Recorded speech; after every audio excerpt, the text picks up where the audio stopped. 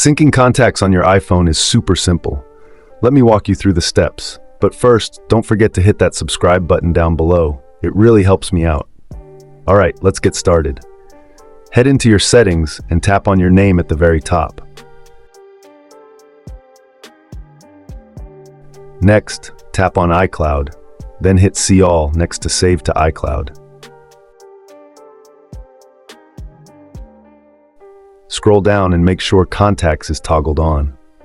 If it's off, your contacts are only saved on your phone and not synced to iCloud, so be sure to turn that on.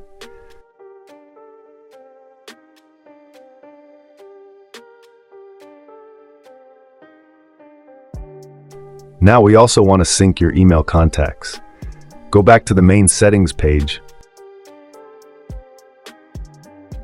Scroll all the way down and tap on Apps. Keep scrolling until you find Contacts. And tap on Contacts Accounts. From here, select any of your accounts and ensure Contacts is toggled on. If it's off, your Gmail or email contacts won't be synced to your phone.